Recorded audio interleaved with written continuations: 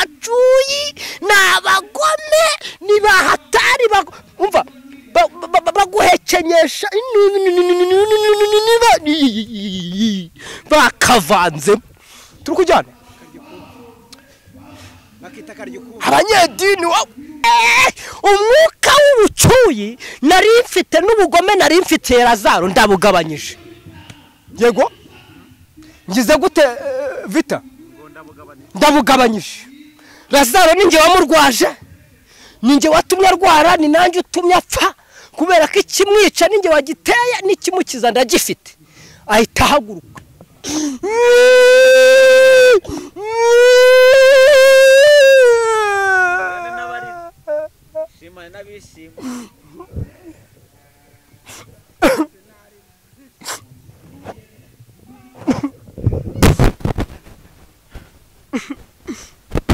Yesu ararira Yesu ararira arimyira Yesu amaze kurira ndafashirwa we mfitemo farumasi icuruza amapamba cyo uransetsa rwose none se ikintu mu bintu nazanye nakuye mu rugo ni iki ngiki hamwe n'aka ngaka hamwe n'aka Yes abumva ari bibi nawe bavuga ati burya wa mugabo ni ntavogerwa burya turamuvumbuye hari abantu batari bamuzi uyu Yesu rero ni ufite agatendo ko kwitegereza mu bantu bose babaye mu isi abonamo yuko afite inshuti yitwa Lazaro urumva arangije atangaza ijambo rivuga ngo iyo ndwara arwaye si yo kugira gute umuhanuzi ageze mu rugo amaze gutangaza ngo indwara arwaye si yo kumwica Lazaro atera ukuguru kwa mbere atera ukwa kabiri atera ukwa gatatu amakofa arayarambura andarongera arayarambura amaze kurayarambura Lazaro yararerembuye ku buzima bwawe Imana ishimwe yambwiye ngo wa mubyeyi we ikibyimba cyari kiri ku mutima wawe Uwiteka aragikarabije arakimenya amaze kukimera dore aragikarabije ibyari byarakwangiye muri busheri ya Yesu harimo inyama zo gutera ku matama yawe yahombanye nkaya yanjye akagutereramo inyama amatama yawe agahombanuka aho ngaho ni muri busheri ya Yesu muri busheri ya Yesu harimo inyama yo gutera ku matuza nawe ukagira amatuza iyi pomade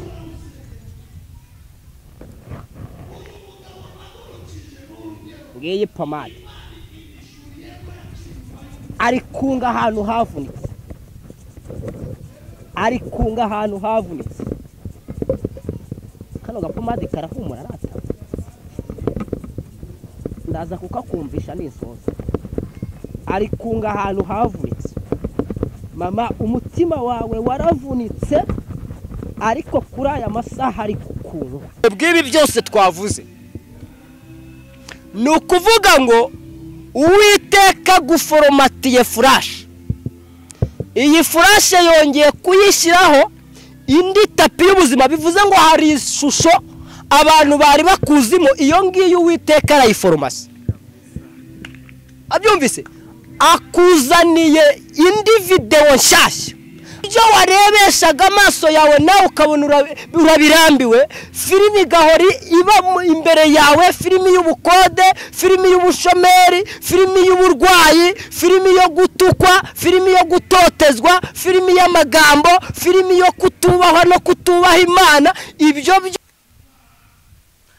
reka nongere mbasuze romba ikaze mbifiza amahoro y'Imana ahantu hose muherereye reka twizere ko mumeze neza cyane niba ari mu gitondo nize ko umusubizo gukobera mwiza niba ni mugoroba kandi nize kuri buze kugira ijoro ryiza iyi ni Impemburo TV ni igihe cyo guhembuka kandi nabwo hembura abandi ntabwo ndi ngiye nyine ndi kumwe na Kiranuka TV nyarukira kuri YouTube wandikamo murangiza ko like share na comment hanyuma Kiranuka nayo izemuze abantu bayigane bakiranuka ako ndikumva uri gutinda ngiye reka maze nibwira abantu babwire ko ninge Vitali bari kumva kuri mikrofone oya impamvu ye nari nsanzwe gukora intro yanjye ngamara nkayikora ugatuza kugeza igihe nibuze kuvuga ngo ndi kumwe na Ezechiel ndakwakire mu kiganiro umunsi Ezechiel umwami yamutesheje umutwe akararatuma adasinziriye yazindukiye ku musozi ahita hasanga ijwi ry'Imana ramubwira ngo kuko wansabye kukurengera kuri Senakeribu ndabikwemereye. Ubwo rero kubera ko hari message nzanye yihutirwa imeze nka urgence je ndi urgence wazanye message ya urabizi ko hari igihe umuntu bamujyana muri urgence kugira ngo akire bamujyana muri urgence yes cyangwa bamujyana muri urgence muri urgence ntacyo romba ni ikinyarwanda n'icyongereza cyanjye cyinshi. Ubwo rero niyo mpamvu ndi kumva uri gutinda muri make yuzanye ubutumwa bwa urgence. Yes.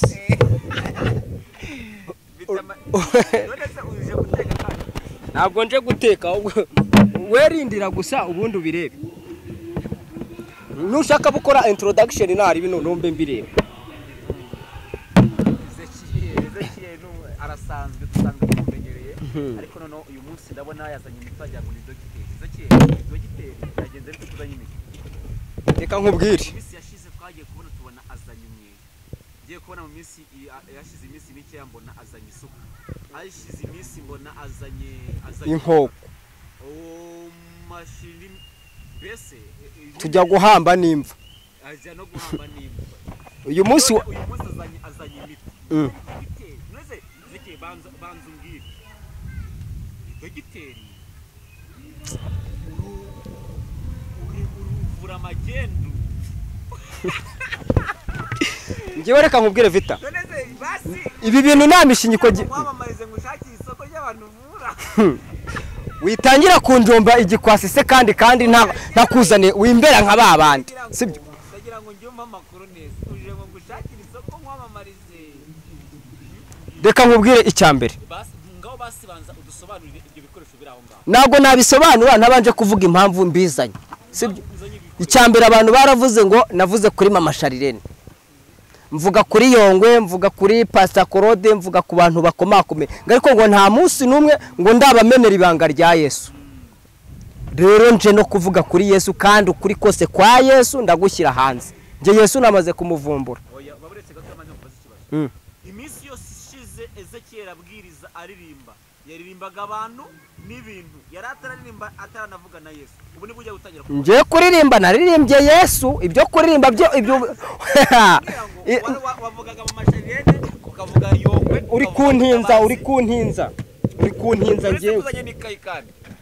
Wakwitonza ukareba. Turanywa n'icyayi noneho. None bivuze ngo wari usanzwe uvuga abantu ariko uyu munsi ugiye kuvuga Yesu. Nyina abantu iyo nabavugagaho ntago bumvaga ko ndi kuvuga Yesu. None uyu munsi banteye umujinya njya gucukumbura ngo menye Yesu bundi nakaye gatendo yakoze. Urumva? Ni ibihe bibi tuzi kuri Yesu twamuvugaho. Yesu afite n'ibibi nibyo nje kuvuga rero. Uyu munsi uje kuvuga ibibi bya Yesu. Reka nanjye nicaye ntuze nanjye numva ibibi bya Yesu. Yesu muramwitiranye. Yesu n'umugabo w'intwari arakiza ngo nta muntu umuhungiraho ngo agire ikibazo ahungabanye. Byumvikane ngo nta kibi na kimwe cyaboneka kuri Yesu. Kandi ijambo ry'Imana rivuga ngo arakomeretsa. Ubwo gukomeretsa ntago ari bibi. Mwanditse ravuze ngo niyo yadukomerekeje.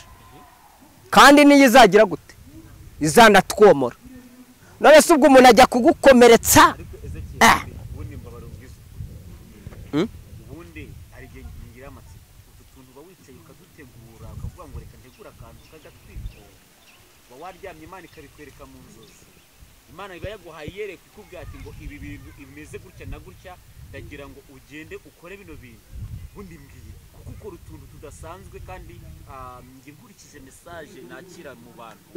Mu by'ukuri bifasha abantu kandi bigarura abantu badukurikiye wenda batabizi ariko ngiye nakira message ariko nanone hakagira abandi bantu babiteje vase Ezechiel ni gatwika abantu bakora yarasaze umuntu akava ari gukina filime ariko nikibaza akavuga ngo filime y'igite ya ntuzi imwe nayibaho nabyo kebyibazaho bwiza ukuri ubundi ibyo bintu kugira ngo bikuzemo bitegure bimire gute ubundi biba byaje gute njyewe urabona ntabwo nari mperutse kuza nzanye agatendo nk'aka ngaka kandi mu bantu bakoze udutendo twishi n'umugabo witwa Yesu arimo wowe na Yesu ubwo muri abambere Yesu kandi Yesu ntago yakoreshaga amagambo gusa yakoraga ibintu mu bikorwa uranyumva ageze kwa Lazaro bagize ngo ni ya magambo ye bagira ngo ni cya gipindi cye arababwira ngo mumukureho igitare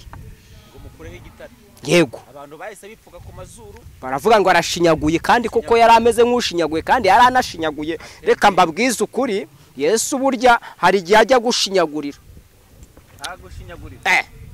arangije ngo ahita areba abayuda ararira Yesu muramwitiranya mwebwe agira gute ararira none se kankubaze Vita icyamurizaga abantu bari bakiyobewe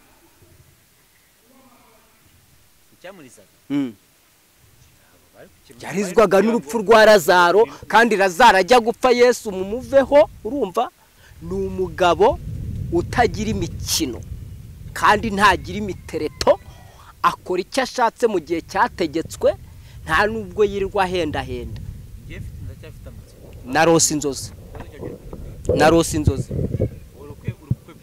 narose inzozi nyine iyo azanye agataro warose iteka ryose uzajya ubona nazanye ibintu bimeze gutya ujye umenya ko ari zo nzozi narayemo inzozi zisoye ubwo mu gitondo mbyuka ngutesha umutwe sinzi impamvu ahubwo utarambwira ati nyamuneka nabuze imbaraga zo kuwutoragura kuko wawuntesheje ntabwo ikintu gishobora guhembura abantu ntabwo cyantesha okay nkahita nkubwira ni Vitali tegura kamera y'Imemburo TV nge na Yesu turaje nuko nza nta kundi iyo nge nabibonye pfa kuba nabibonye gusa rero ngo ati nge na Yesu turaje ndibuke wigeze gukoresha ibyo jambo umunsi umwe kuri Mutabazi uravuga ngo nge na Yesu duhagaritse ituro turarikukumbye kuri Mutabazi gazongera kubona ituro ari uko nge na Yesu tubivuze rega impamvu mvuga nge na Yesu nuko namaze kwisobanukirwa agatendo kanjye na Yesu sibyo kandi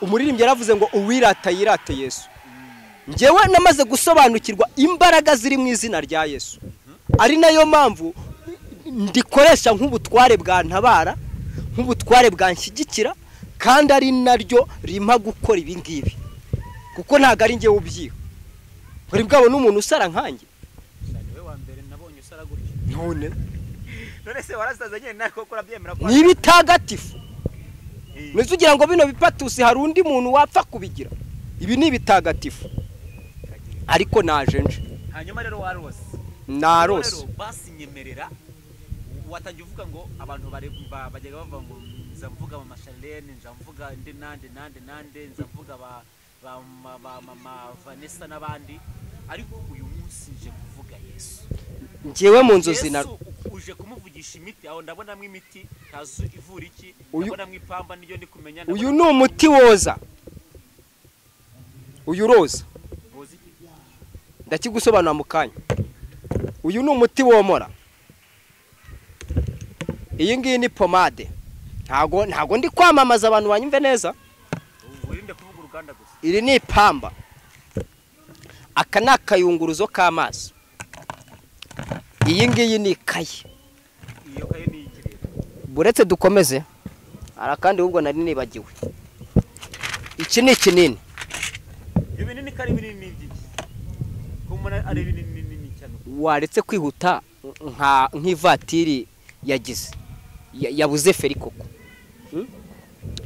iyi bayita flash none se uje kuducurangira se njiga 32 uze kuduha agafilime bigenze gute twanzike tugende cyangwa uracyafite ibindi bibazo jewe wenda uze kunyemera ngene nkubaza kuri buri kamwe kose ariko ndahera kuri flash kucyuzanye flash hano ntarakigusubiza ndagira ngo nkubwire ko Yesu niwe wampaye uburenganzira muri za nzozi arambwira ngo ugende umvuga ukondi we yabanje kunyibwira ambwira agatendo k'ibye byose aranyibwira wese arambwira ati nge ndi Yesu mujya mutazira ko ndi mwene Yosefu na Mariya. Wabyumvise? Ndi wa wundi abayuda bavuze ngo Yosefu yateye inda Mariya, ariko we yanyibwiriye uko yavutse, ambwira ko ari umuhungu watwiswe mu buryo bw'umwuka wera. Arambwira ati rero mu bintu uri bupakinge, upakinge iyi nuzu, iri pamba, upakinge ipamba ngiri. Waribonye? Waribonye? Iryo ryitwa ipamba. Iri ni ipamba. Rikora iki? Iri pamba baryogesha igikomere, niryo ryoza igikomere. Urumva? Niryo ryoza igikomere. Rino pamba mureba. Hanyuma iyi pomade muri kuyibona? Iyi pomade akazi kayikora bayimasa ku mvune, imvune. Rero iri pamba ntago waryogesha udafite umuti ukoresha wo koza. Ngibi nje koza rwose, nje koza. Hari abantu nje koza ababyeyi, urumva? Nje koza abagabo, nje koza abasore, nje koza abakobwa, yewe n'abana bato nje kuboza mu izina rya Yesu. Iyi ni ya pomade yo nayivuze ku mvune. Wavuze ngajya ngo bayimasa ku mvune? Bayisiga ku mvune. Ejo bundi ni nayo nakoresheje igihe nari navunitse akaboko. Hanyuma hari n'ikindi kintu nashakishije kubw'umutekano umwuka wera ndakibura, bazirika hano. Ni sima. Uyu muti niwo ndibuze kwifashisha maze koza cya gikomere. Hanyuma muri cya gikomere menemo umuti. Uyu nguyu uvura cya gikomere. Uravura. Turi kujana ariko? Aka nako ni akayunguruzo. Kayungurura icyayi, kakayungurura amazi. Aka nako umwuka wera yambwiye ngo nze nkifashisha. Iyi ni flash. Niba ari disk ubwo niwo byongeyeho, ariko twebwe mu rugo tuyita flash. Iyi flash nayizanye nayo mu kanya ndababwira akazi kayo nje kuyikoresha. This is ikinini. Ikinini. Iki nacyo ndaza kubabwira akazi umwuka wera yambwiye kije gukora. Twari ikindira. Iyo ni ikayi, ubwo rero ndababwira ibyanditsemo hano. Murakoze. Ubwo simbivuze ra. Hanyuma rero reka mbanze mbabwire Yesu mutari muzi. Mbese ko mikrofone wazitaye hasi aho ngaho ziri kutari kudusobanura byura basi niyo parato. Iyi parato urabizi ko abaganga ariyo bifashisha bazanaho iyi miti yose. Yes, iyi siniya iyo parato si ayine batwaraho fanta. Nyine biterwa nuko umwuka wera yaguhaye, kandi urabona irasa n'umweru, kandi umwuka wera tuwugereranya n'ikintu cy'umweru cyera. Ari nayo mpamvu hariho izina ryitwa umwuka wera. Niyo mpamvu nazanye iparato yera. Yes. Naje rero kabaye. Ariko mikrofone wazirambitse izi mikrofone ubwo ndabifata gutyo. None se ubundi nta no kumbwira ati ngo umeze gutya, nta no kumpa amakuru, rero kumbwira ngo madamu yararwaye nawe wararwaye, kumpa amakuru n'amakeya nyine waje winjira mu hantu. Ubu ngubu ugiye guhita utangira nyine tu.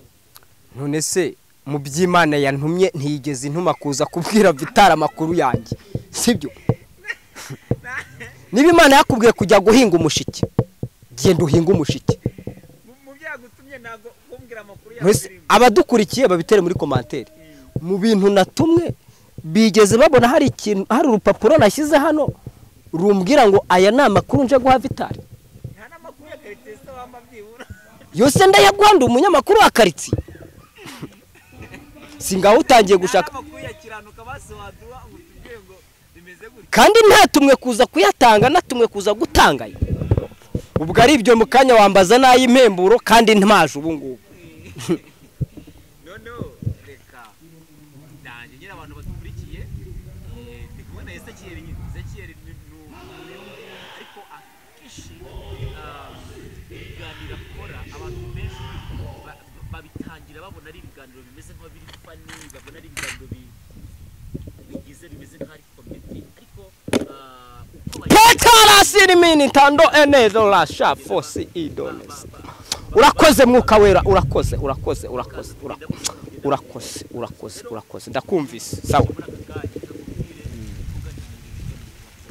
rero yaje guhanura yo mbonye ambwiye ngo ngwino mfite isuka yo mbonye ambwiye ngo ngwino mfite umuriro nyine ndavuga ati ngwino tugende ujye gutwika nanjye ndebe ariko mba nzi ko byanze bikunze hari ikintu gikurikiye ibi bintu kandi ndabyibuka agosora ndabyibuka twika ku bantu babikurikiye n'ibintu bihari uyu munsi ngira ngo murabona ko bifitanye isano n'ibintu nubwo ntigeze nimubaza ariko ngiye yo muri abantu zijya hanura atwika agosora jugunya agira gute nkareba n'uyu munsi ukuntu ibintu bimeze mbona ko hari ibintu bigiye bifitanye isano umunsi rero niba turi kumwe niba tugiye kuganira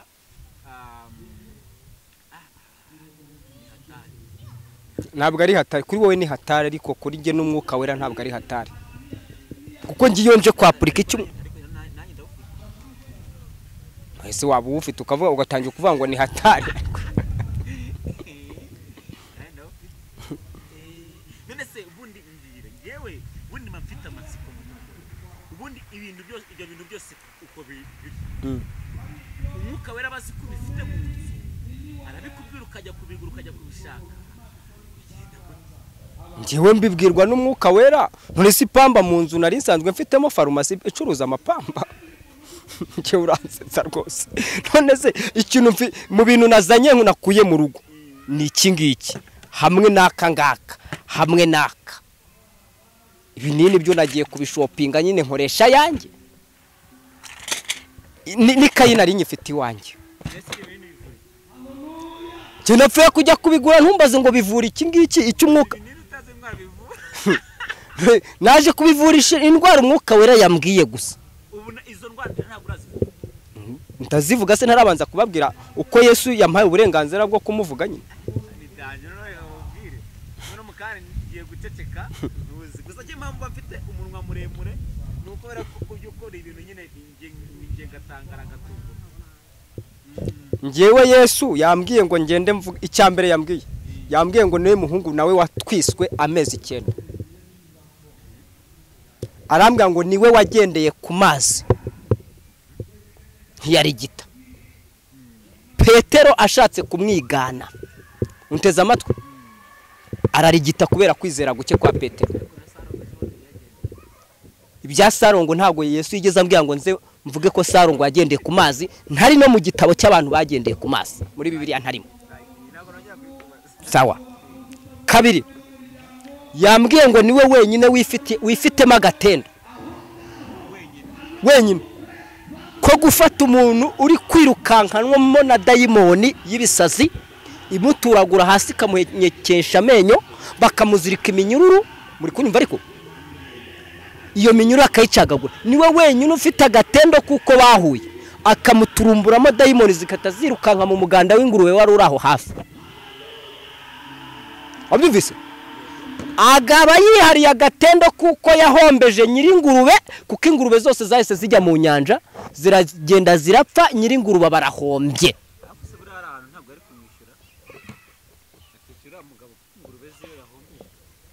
niko gatendo yihariye ntago yigeze amwishyura kuko nawe yaza kumwishyuza se umwuka yamuhaye wo guhumeka yari kumwishyura iki ubwo yafashe fagitire y'umwuka wera n'ibiryo yamugaburiye n'ibyo yakoresheje byose abimuterera mu nguru bazohereza mu nyanja twikomereza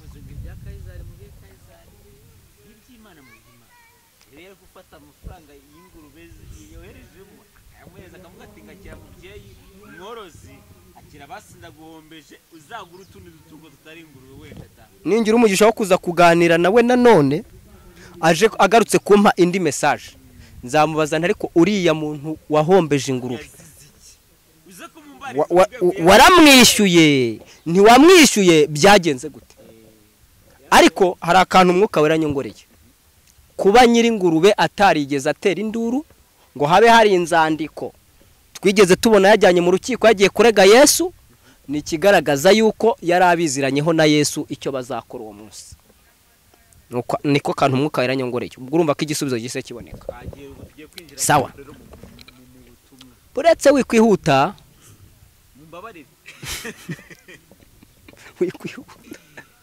kabiri niwe muhungu wakoreye Imana akaba umwana w'Imana akanitwa n'Imana niwe wavutse mu babaji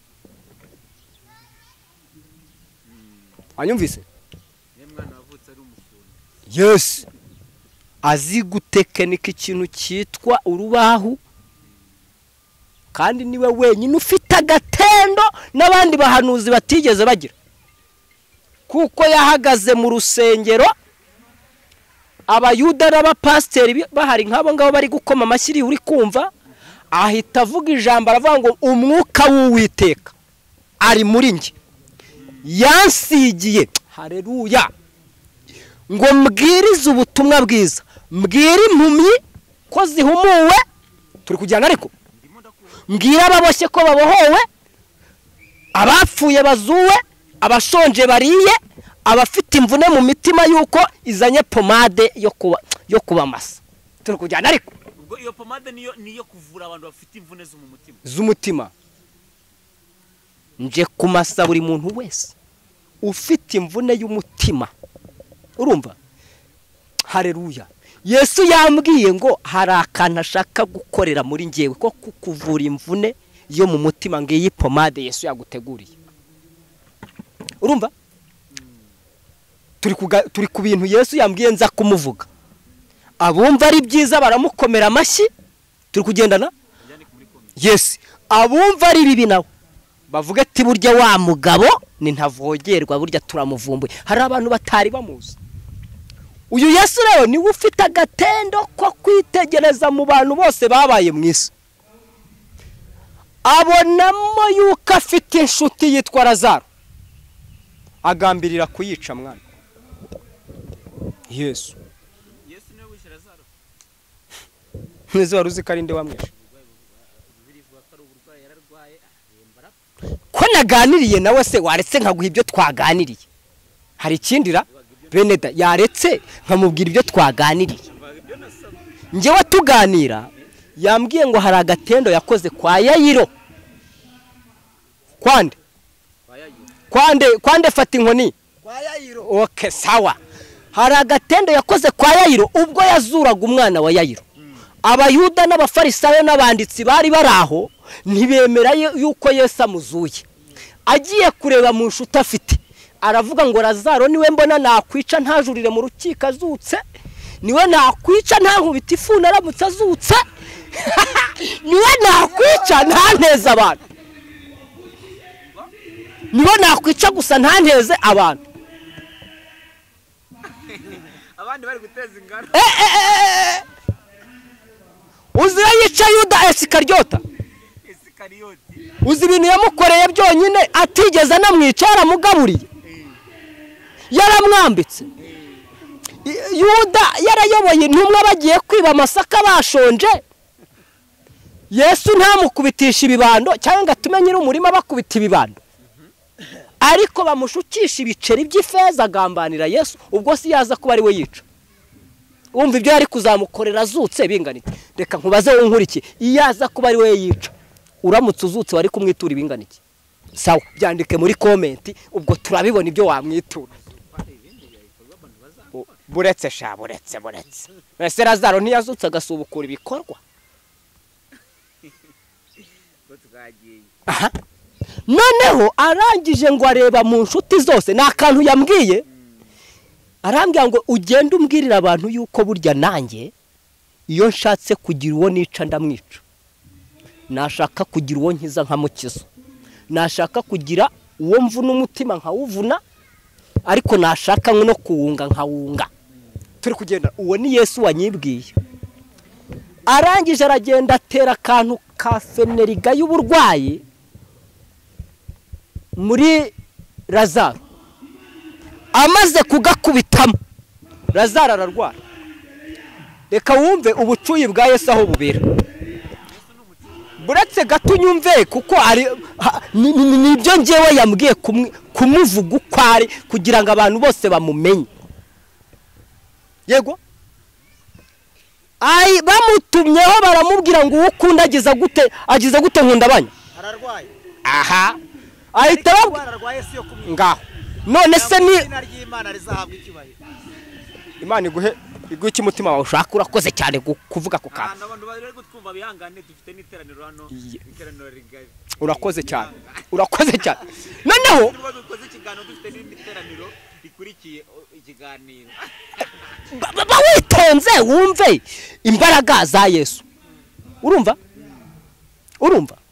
arangije atangaza ijambo rivuga ngo iyo ndwara arwaye si yo kugira gute. Umuhanuzi ageze mu rugo amaze gutangaza ngo indwara arwaye si yo kumwica. Lazaro atera ukuguru kwa mbere, atera ukwa kabiri, atera ukwa gatatu, amakofa arayarambura, andi arongera arayarambura. Amaze kurayarambura Lazaro yararerembuye. Abayuda n'abanditsi bahita bamenya ko yuko Lazaro yateye imigeri yapfuye. Kandi Yesu yari yavuze ngo iki? Ngo indwara arwaye si yo kugira gute. Utese uneze ko yamuzahaje ikamwica. Ko yamwishe amare gupfa. Wumve bwa bucuyi bwa Yesu arabukomeza. Bibiliya yaravuze ngo asibiye kangahe nkundabanya. Asibira izo nshuro zose ataragera ku nshuti kandi baramubwiye ngo uwo akundagize gute ararwaye. Lazaro bamucukuriye icyobo cyo kumushyingura Yesu atarahagera. Ndi kuvuga ku bucuyi bwande mwagiye mumuvuga uko ari mukareka kumutaka ibigwi. Sibyo ra tukamuvuga n'ubucuyi bwiwe. Kako Yesu muramukenesha mwebwe. Buratse bacukura imva yaravuze ngo uwo kundagize gute. Iyo ndwara arwaye si yo kugira gute kumwica. Bacukura imva baramushyingura. Lazaro ngo amaze iminsi ine mu gituro. Umuhungu wa Mariya kamanze mbitereke hano arahaguruka misita umusitari w'isi twese twemera. Amaze guhaguruka abwira abigishwa rero ati bira abigishwa abahungu banjye ndikumva umutima wanjye ugize gute unezerewe. Yari ahagaze nyine niyo mpamvu abantu babona mpagurutse turi kujyana ariko araje bati umutima wanjye ndumva unezerewe. Umwigishwa umwe ushanuka aramaze ati none se unejejwe niki? Arababwira ati nshimishijwe nuko ngiye kujya gukangura Lazaro kubera kagize gute arasinziriye. Umwigishwa arongera ashanuka bwa kabiri bati niba asinziriye azakanguka nta mpamvu yo kugira gute yo kujyayo. Yesu aravuga ati jewe ndumva nshaka kujyayo kubera ko ngiye gukangura yarapfuye. Hahita hava mu ndi mwigishwa wa kabiri bati amambere tujyayo. Bashatse kudutera icyitwa amabuye we kandi nidusubirayo none igihe twabundabundaga munsi y'isina mu masaka mu bintu za hariya uburyo twabundabundaga ducenguku nitugegura abana b'abantu n'abacuyi n'abagome nibahatari umva baguhekenyesha bakavanze turi kujyana abanyedini wa Yesu ahita amubwira ati ijambo waruvuze ryari ariko umwuka w'ubucuyi nari mfite uyu munsi nawirukanye. Kanogera nicari karamfashije akakantu we umwuka w'ubucuyi nari mfite n'ubugome nari mfite Lazaro ndabugabanyije. Yego ngize gute Vita ndabugabanyije. Lazaro ninjye wamurwaje ninjye watumye arwara ni nanjye utumye apfa kubera ko ikimwica ninjye wagiteye n'ikimukiza ndagifite. Ahita ahaguruka ngo umwigishwa yumvisha iryo jambo avuze yuko Yesu yagabanyije ikintu cyitwa ubucuye. Ahita avuga ati twebwe mureke duhaguruke tugende wenda dupfane nawe, nta kibazo ntacyo bitwa, dupfane nawe, niba ari ibuye bari dukocore, niba ari ubuhiri babudukubite, niba ari icumu bari dutimbure, ariko dupfane nande na Yesu. Bakunzi banje ndabasaba kwemera mugapfana na Yesu nubwo ari we wakujanjaguye rata, akafata inkota akaba ari uyijomba mu mutima. Do hoya narimvangiwe ra do azanye umuti wa kugunyuguza umutima we, aje kuwukunyuguriza ruriya rukomera ruriho do yazanye ikintu cyitwa ipamba. Ndafashijwe we, yazanye ikintu cyitwa ipamba, niwe wagukomerekeje, niwe uje kukoza, kandi icyari kibyimbije uyu mutima aracyoza, arasiga gushyiriyemo umuti. Sawa, uneza amatwi ubwo ndacyari kuvuga agatendo ka Yesu. Yesu arahaguruka aragenda jugujugu baminuka umusozi baterera uwundi, baminuka umusozi baterera uwundi, aragenda no ku gikingi cy'amarembo. Wihangane n'ubundi nongere mpaguruke, urumva se? Erega ibyo Umwuka Wera yambwiye niko ngomba kubikora. No ku gikingi cy'amarembo ahita yihagarara yimereye gutyo. Urabona ukuntu yari yihagarariye Yesu? Ndabanye wabibonye? Yihagarara gutyo. Noneho ngo abayuda bazanye ndawe ngo babonye, ngo abayuda bari bari aho hafi, ngo babonye Yesu ngo umwe aranyonyomba arirukanka aragenda aramuga ati wa mucuye yahageze. Mu Babiloni yagize gute? Azanywe n'iki? Azanywe no gushinyagura, azanywe no kutwongerera igikomere mu mutima, azanywe n'uburi no kugira ntiyaje razararwaye, ntiyanaje twafushije, n'umunsi wo kumushyingura ntiyaje, uyu munsi si n'uwikiriyo. Azanywe n'iki? Yesu ni umucuyi, nta kindi n'ubucuyi bumuzanye, nta kindi n'ubugambanya. Aje no kureba abasigaye, aje kumenya n'uburyo ari bwice na Marita, aje kumenya uburyo ari bwice na Mariya, aje kumenya uburyo umuryango ari buze kurangiza. Kandi Yesu bamugiriye neza, ubundi arabaziza iki? Turi kugendana ngo Yesu ababone. Kanongere nicire bugufi, fata inko bani kumpera umugisha, ngo Yesu abakubita amaso. Bibiliya yambwiye ngo yararize, ahita agira gutya.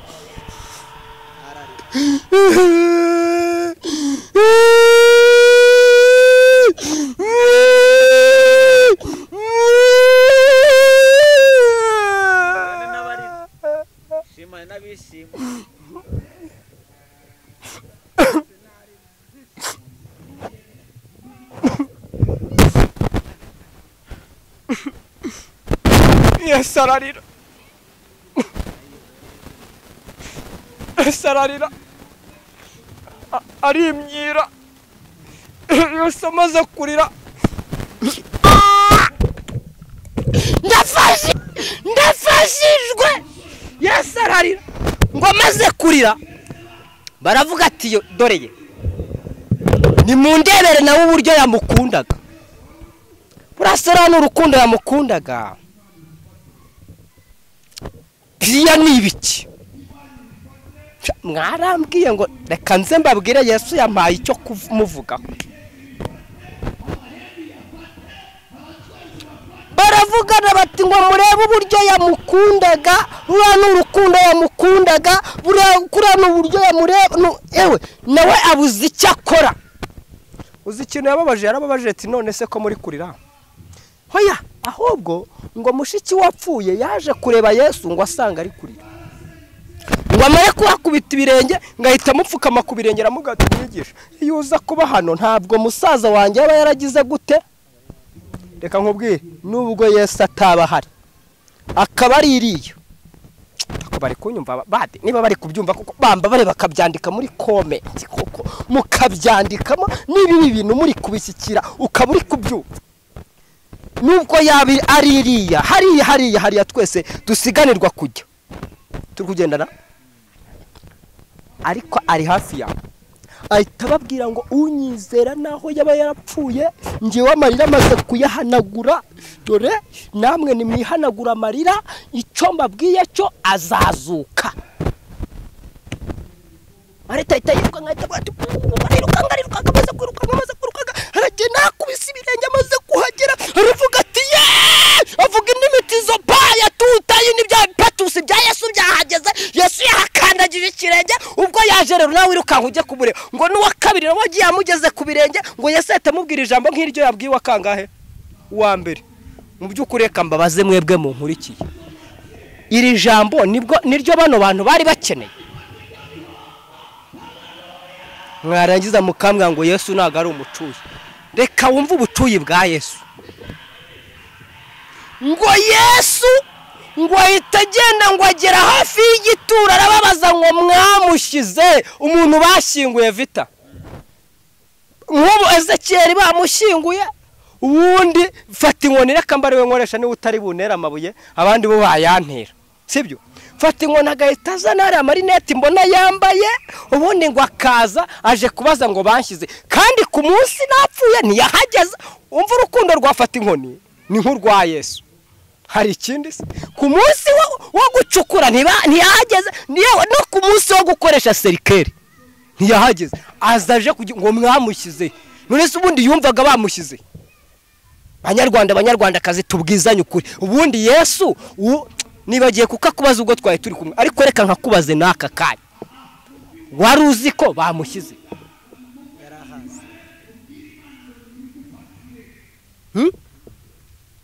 Yesu ni wendi kubaza rata umucunguzi nyakubaho nakuvuga nabi ukaza kunkurira ibwe ubundi aho bari bamushyize ntiwari uhazi terebye ngo bahita bamubwira ngo mushiki wapfuye umwe ahita pyinika amaze gupyinika atangira gushoreza arangije ngo ahita amubwira ngo dore ngo ari hariya mu gituro ahita babwira ati noneho nitaye ko ari hehe arimo hariya mumukureho igitare reka nkubaze vita dufite abahanuzi benshi batubanjirije mu gihe cyashize dufite nabo uyu munsi abo mu itoro rya DPR bariyo turi kugendana abo muri Zayoni bariyo muri za Pentecote ahantu henshi bariyo yewe no mu basiramu bariyo hari uwo wasanze wigeza kura umuntu mu gituro amaze iminsi natari Yesu Munize mutinze kwizera imiti yo mu bapfumu mutinze kwizera bariya birirwa bazengurutsa ku mbuga nkoranyambaga ngo bakora udutendo kurusha Yesu ute mwaramwigometseho ngo ni umucuyi ubundi se mwari muzi kariki ubundi mwari muzi kari oya munega mbabwiza ukuri waruzi ubundi kariki ubusa wibagiye ko yafashe hana akamuziba indi byara akazibura inda y'inshoreke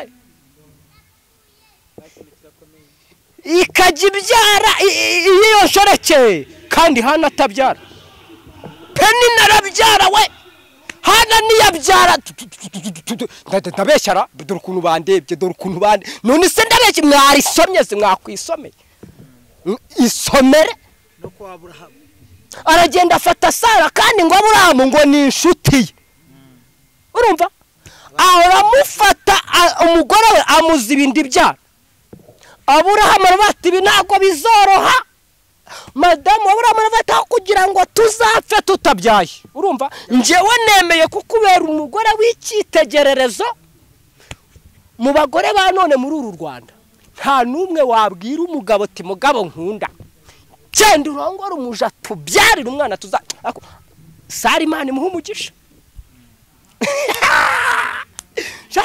hari abavuga butumwa tuzi byananiye kandi birirwa babwiriza ubutumwa hari abahanuzi tuzi byananiye urumva basigaye ku matitire barananirwa kwirata ibigwi bya Hana ngo birata ibigwi bya Sara bakirirwa birata ibigwi byabo kandi bari abantu ari abantu babagabo we mwetonde turi kujyana ariko Sara inda Yesu ayiziba guhera ku mwaka wa mbere bashakana na Aburahamu we.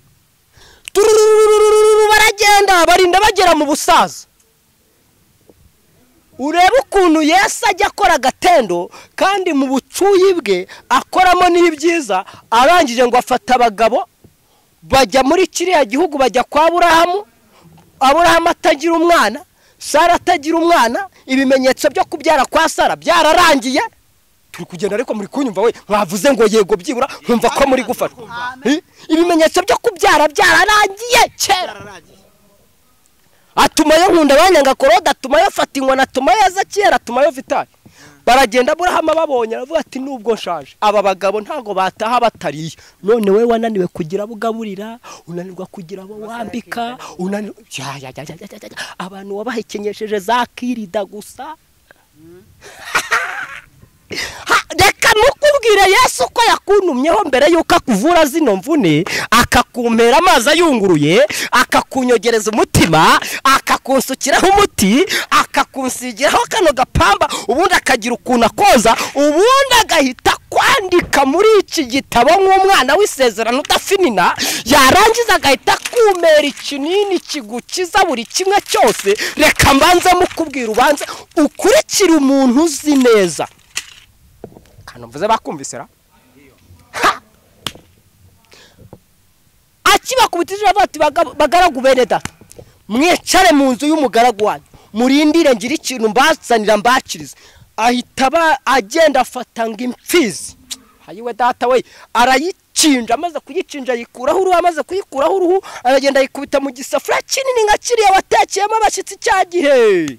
Amaze kugikubitamo ubundi arabaga, amaze kukibaga aragitunganya, aragiteka, azana ku iparato nk'iyi ngiyi nashyizeho iyi miti. Amaze kuzana bararya. Abana b'abahungu bakunda no kurya, mwitonde buriya abatumishi babwana bakunda kurya.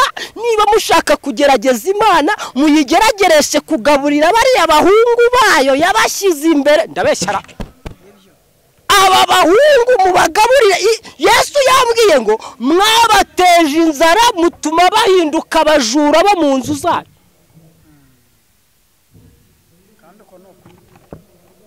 Yesu ko yampaye ko uyu munsi ko yampakiriye mu ntega, mumbabarire mu ndega amatwi, nabaye igikontineri ki warangije arapakira. Mu burenganzira bwo kumuvuga uko ari, arambwira ngo umvuge je sinzakuza nk'amagambo ngo wamvuze, sinzaguhamagara kuri telefoni ngo mvuge ngo wamvuze, sinzakwicaza mu bantu ngo mvuge ngo wamvuze. Numvuga uko ntari ndagukurira ibwene, numvuga uko ndi ubugome bwanjye ukabugaragaza, n'ineza yanjye ukayigaragaza. Amabwene yawe ndayakomeza, nibijigo mbikomeze, n'amenyo y'imbere nyakomeze, ndakurinda kugira amarembo mu ntuzo no kuba amapengu. Bamare kuzikubita umva ukuntu bavuze. Haleluya. Baravuze ati fata inkoni no wahise ufata ijambo. Haravuga ati umva nkubwire Aburahamu, sinigeze mbona yerekwa yuko hano muri urugo mufitemo umwana. Iryo ntaryo nabonye. Sinigeze mbona n'utambagira, simbizi. Ariko undi mwaka nk'iki gihe turi kujyana, Sara zabahetse Isaka, kandi ubwo nta kindi tuvuze turagiye. Sara bagataye mu gutwi aho yarari hariya kuri iriya nkingi ya yindi ya mwambo. Abati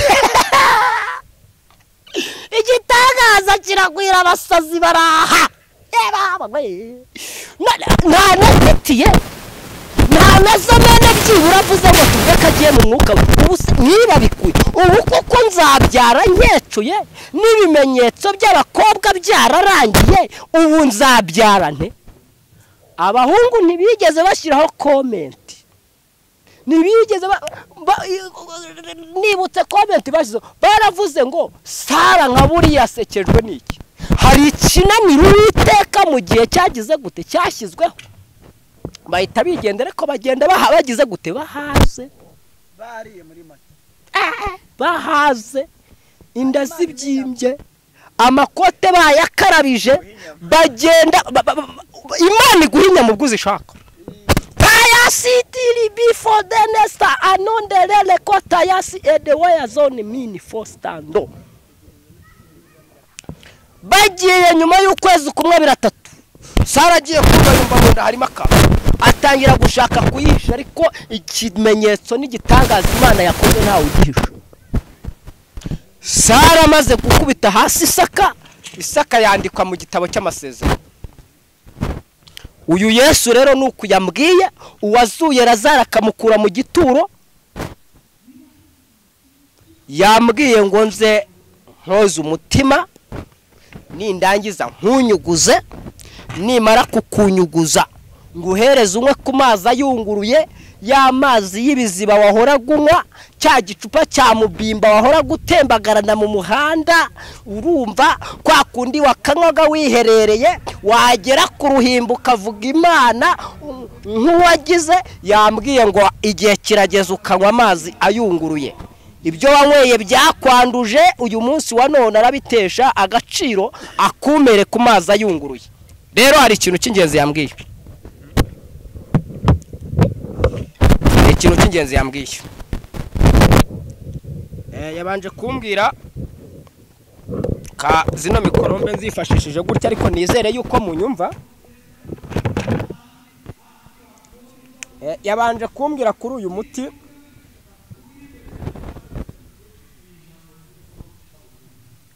Uyu ni umuti.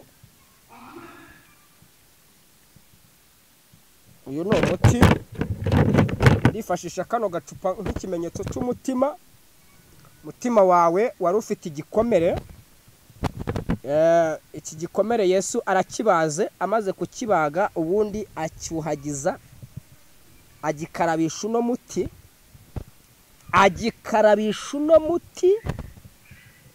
aragikarabya.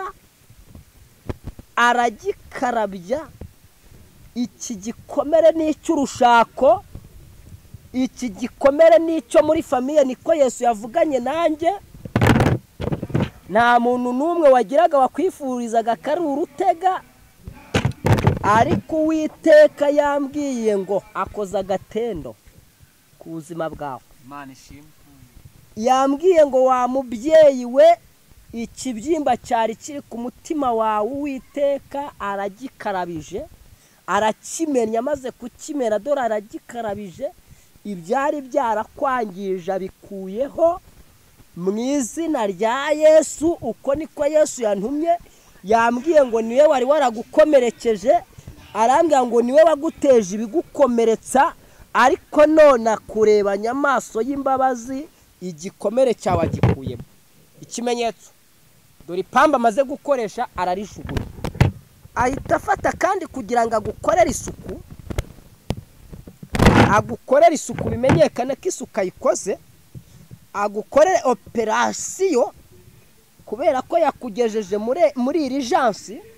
Ubundi hari ibintu abantu mutari muzi, ndagira ngo mbabwire muri aya magambo ngo muri busheri y'Uwiteka harimo inyama. Turi kujyana ariko muri busheri y'Uwiteka kwa Yesu afitemo inyama y'umutima yo guhomaho umutima wakomeretse. Afite busheri nyine, ni umubusherimani. Yes. Afitemo inyama yo guhoma kuri wa mutima hahandi wakomeretse. Afite inyama yo guhita hatera, kandi ntihanagaragare n'akamenyetso k'inkovu. Ngo ndi kuvuga muri busheri ya Yesu harimo inyama zo gutera ku matama yawe yahombanye nk'aya yanjye, akagutereramo inyama amatama yawe agahombanuka. Aho ngaho ni muri busheri ya Yesu. Muri busheri ya Yesu harimo inyama yo gutera ku matuza nawe ukagira amatuza. Muri busheri ya Yesu harimo inyama yo kukwambika ikintu cyitwa imbaraga. Ubwo ndi kukubwira muri busheri ya Yesu.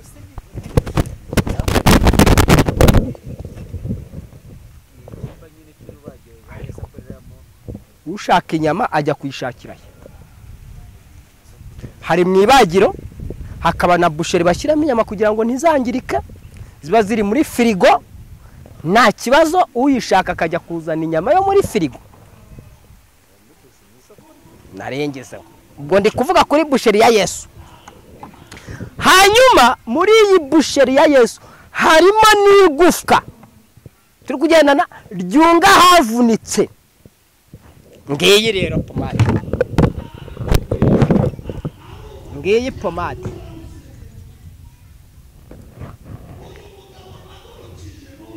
ngiyi pomade ari kunga ahantu havunitse, ari kunga ahantu havunitse.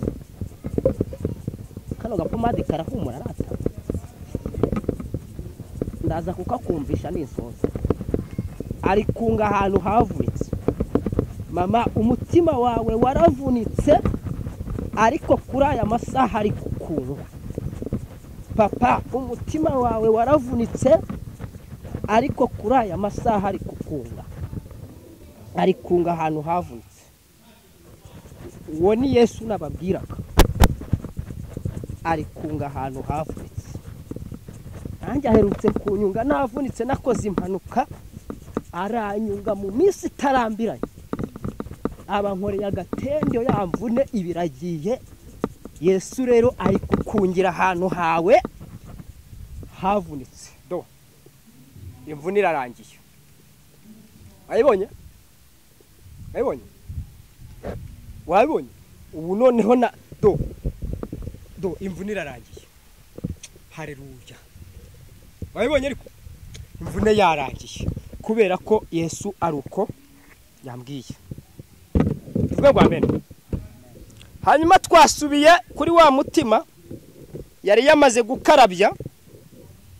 Akimara kuwukarabya kubera ko imvune yari uriho, Yesu yahise akora akakanta afata ipamba. Amaze gufata ipamba arangije afata wa mutima awushyiramo umuti kugira ngo n'ikindi gihe dayimoni itazongera kuwukomeretsa. Ayibonye? Bivuze ngo ibyagukomerekeje byaragukomerekeje. Yesu yagukarabije ibyo byose byagukomerekeje. Uyu munsi wa none dora kandi kantakoze agushyiriye umuti kuhakomeretse ngo kuko Yesu yantumye. Aha, ndi kugana no ku musozo, ndumva message zirimo ziragenda zirangira. Iki cyakinini.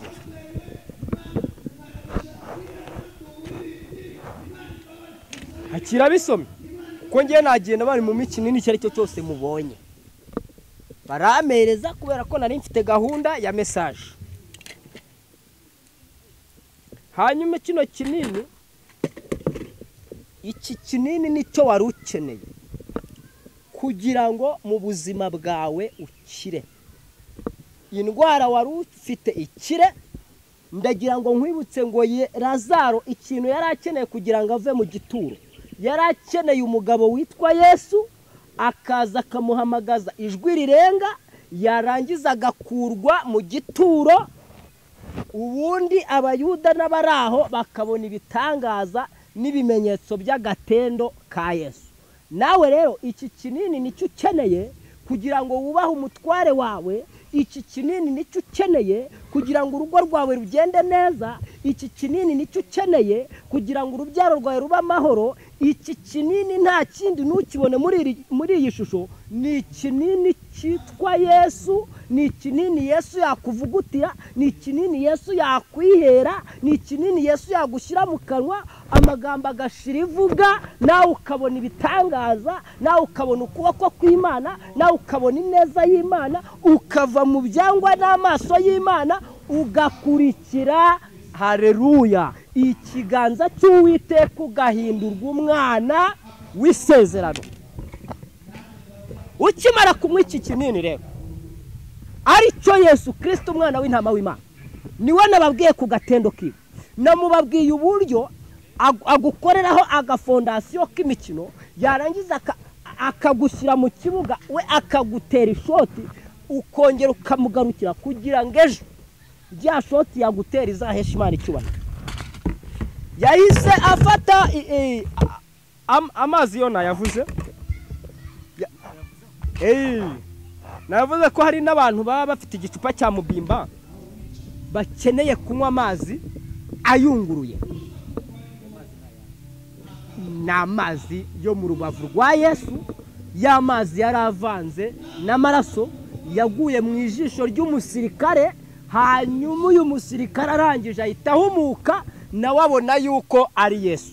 Ayo niyo mazi, ariyo mpamvu uhereye none ukimara kumva ubutumwa Yesu aguhaye utangira unywa amazi ayunguruye. Mu yandi magambo nshatse kukubwira iki? Utangire witoze kuba mu buzima bwo gukiranukira Imana no kubaha Imana no kugendana n'Imana no kubana n'Imana, kandi ku gato no ku kanini ukizwe, ariyo mazi ayunguruye.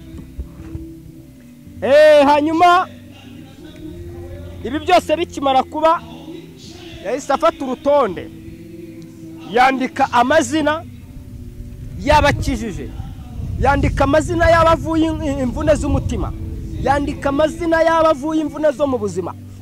Ndagira ngo nawe wiyandikishe kuri uru rwandiko, ndagira ngo wiyandikishe.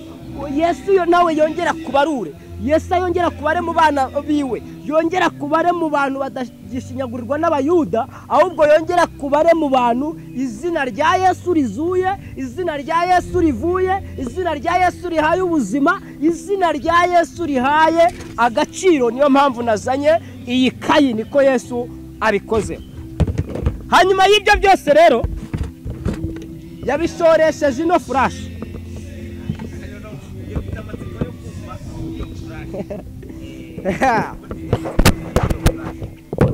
Ni ukuvuga ngo iyi flash yari iriho ikintu kijyanye na tapi y'ubuzima bwawe, tapi y'ubuzima bwawe bw'ibi byose twavuze. Ni ukuvuga ngo Uwiteka guforomatiye flash. Iyi flash yongeye kuyishyiraho indi tapi y'ubuzima, bivuze ngo hari ishusho abantu bari bakuzimo, iyo ngiyo Uwiteka arayiforomasi. Abyumvise? Akuzaniye indi video nshyashya, akuzaniye ubundi buzima bushyashya, akuzaniye andi mahirwe mashyashya. Hari ibyo warebeshaga amaso yawe nawe ukabona urabirambiwe, filimi gahori iba imbere yawe, filimi y'ubukode, filimi y'ubushomeri, filimi y'uburwayi, filimi yo gutukwa, filimi yo gutotezwa, filimi y'amagambo, filimi yo kutubahwa no kutubaha Imana. Ibyo byose Uwiteka yabikusanyirije kuri iyi flash, arangije afata umwanzuro wo kubiforomata. Akimara kubiforomata, ibyo waruzi ko bizakwica Uwiteka yabiforomase, ibyo waruzi ko bizagusaza Uwiteka yabiforomase, ibyo waruzi ko bizakurimbura Uwiteka arabiforomase. Kuri iyi furasha gushyiriye andi mahirwe mashya.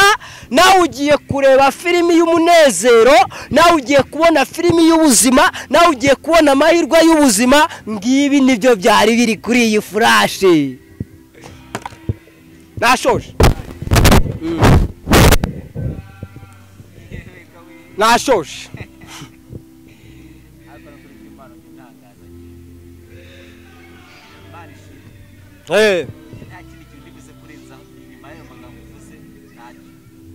Abantu bizeye ko ubu buzima buforomaswe, Uwiteka azanye ubundi buzima budaforomaswe, bamumpera icyubahiro. Uko manuye nuko nategetswe, kandi uko Umwuka Wera yampaye nuko nkugaburiye uko nahawe. Wihangane niba ari imyumbati wafashe ufatire, wafashe abari icyo ufata, kubera ko Uwiteka yakugeneye gutya. Flash arayiforomasi. Imana ibaha umugisha. Ndabashimiye, ngewe ndi Ezechiel. Nuko nguko naje. Ezechiel uko. Kanongere mbike utuntu twanjye. Nta n'ikintu uri burenzeho. Hataza kugira umuntu umamagara ngo mpakururira muti. Urugero rw'ibyo Yesu yari yampaye, ntabwo naje hano gupfumagaza.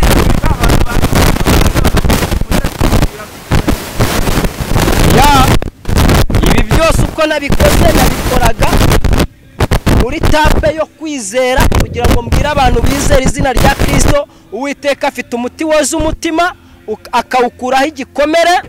Uwiteka afite ikinini kikumara umubabaro. Uwiteka afite amazi ayunguruye. Uwiteka afite umuti, akimara kukoza umutima agasanga umutima wawe ufite igikomere, afite umuti wo gusuka kuri icyo gikomere cy'umutima wawe akagukiza. Afite umuti ukuvura imvune, dore nguyu. Afite n'ipamba ryo kukuhagiza muri ibyo byose, akagira n'ikayi yandikamo ubuzima bwawe bwose hatavuyemo na kamwe n'iminsi yayo kubaho yose, byose akabikora. Akagira na furashe y'ubuzima bwawe bwose. Rero hataza kuza kugira umbwira ngo makuru uriya muti, uyu si umuti, n'ibyo nifashishaga kugira ngo ubashe kumva izi nyigisho. Ibisigaye data aduhana umugisha, ntabwo namamazaga, ahubwo nababwiraga Yesu uwo ari we. Murakoze.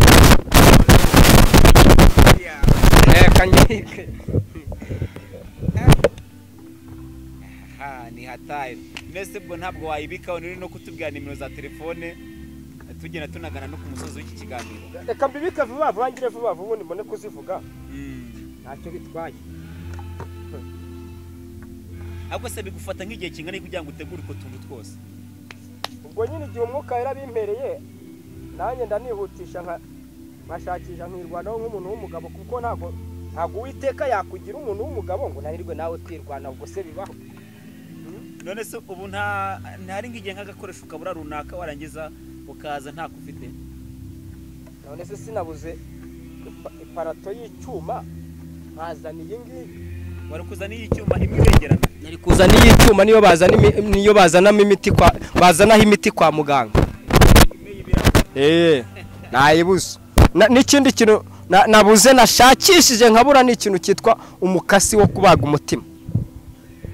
Umukasi urabizi urabaga. Nabonye ari agakasi bakatisha gutya. Ubwo simbizi. Nibyo ngibyo nabuze, ariko suko ntari mfite ubushobozi bwo kubigura, ahubwo nazengurutse amabutiki arenga 3 ndabibura. Ndangije nuko ndabane ntakererwa gutanga message Imana yampaye, reka ngende ndakoresha ibi ngibi. Imana ibaho umugisha. Telefone yanjye ni 0787 68 7 nitwa Ezechiel, ndi umugabo wubatse ufite umugore umwe. Ibisigaye Uwiteka duhana umugisha. Ndi umuhanzi, ndi umuvuga butumwa, aba n'umuyobozi wa Kiranuka TV ndetse n'umuyobozi w'icyumba cy'amasengesho cyitwa Philadelphia Group. Ibisigaye Uwiteka duhana umugisha. Shimiye Vitali waduhaye ikaze kugira ngo dutambutse ubutumwa Imana yaduhaye, nawe Imana imuhe umugisha, mu mutunga ibiganza kandi ibiganza mu mutunze bimubera umugisha mu izina rya Yesu. Nanjye mu ntunga ibiganza mu ntunze, nanjye bimbera umugisha mu izina rya Yesu, kuko nanjye mbatunze ibiganza bibabera umugisha mu izina rya Yesu. Data, mu izina rya Yesu ndagushimiye, ndaguhimbaje ko ari wowe Mana yera kandi ikiranuka.